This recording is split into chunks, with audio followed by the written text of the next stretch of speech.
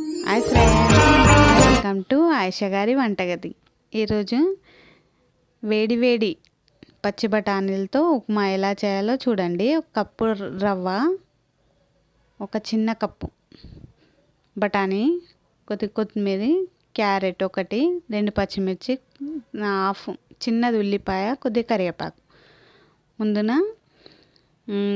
Gas మీద ఒక చిన్న గిన్నె అయినా కడాయి పెట్టి స్పూను నెయ్యి వేయాలి.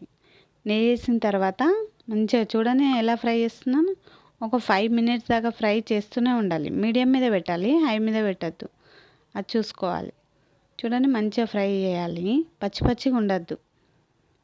మంచిగా ఫ్రై అయిన తర్వాత తీసేసి అదే గిన్నెలో ఒక హాఫ్ స్పూను నెయ్యి, స్పూను ఆయిల్, 2 కలిపి చేస్తే టేస్ట్ బాగుంటుంది.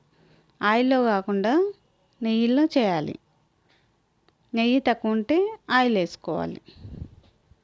చూడండి, జీలకర్ర, ఆవాలు, అల్లం పేస్ట్ కొద్దిగా, పచ్చి బఠానీలు, 2 పచ్చిమిర్చి, ఒక కప్పుకు 2 పచ్చిమిర్చి సరిపోతుంది. ఉల్లిపాయ, కరివేపాకు ఒక్కొక్కటి వేస్తూ ఉండాలి, కలుపుతూ ఉండాలి. చూడండి, మంచిగా ఫ్రై కావాలి బఠానీలు. ఇంట్లో పల్లీలు వేయద్దు, బఠానీలతోనే చేయాలి. ఫ్రెష్ బఠానీలు మార్కెట్లో దొరుకుతాయి కదా, అట్లా. బఠానీలు లేకుంటే పల్లీలు వేయచ్చు. సేమ్ ఇదేలాగా బఠానీలు దొరకకుంటే పల్లీలు వేస్తూ చేయొచ్చు. ఇట్లా చేయండి, టేస్టీగా ఉంటుంది. చూడండి, 1 కప్పు రవ్వకు 3 కప్పులు వాటర్. అయితే ఉప్మా అందరు ఎక్కువ వాటర్ వేసి పల్సర్ చేస్తారు, లేకుంటే తక్కువ వాటర్ చేసి గట్టి చేస్తారు. ఈ కొలతలతో చేయండి. స్పూన్ సాల్ట్ మీరు చూసుకొని చేసుకోవాలి. సాల్ట్ ముందు స్పూన్ అయితే పడుతుంది. ఎక్కువ తింటోళ్ళంటే కొద్దిగా ఎక్కువ వేసుకోవచ్చు. చూడండి, ఇట్లా కలుపుతూనే ఉండాలి. ఒక 5 మినిట్స్ అయితే వాటర్ అంతా వేడవుతుంది. వేడైన తర్వాత రవ్వ, ఇది మనం ఫ్రై చేసి పెట్టుకున్నాం కదా ఉప్మా రవ్వ, అది వేయాలి. మంచిగా సిమ్లో పెట్టాలి. హైలో పెడితే మొత్తం గట్టిగా అయిపోతుంది.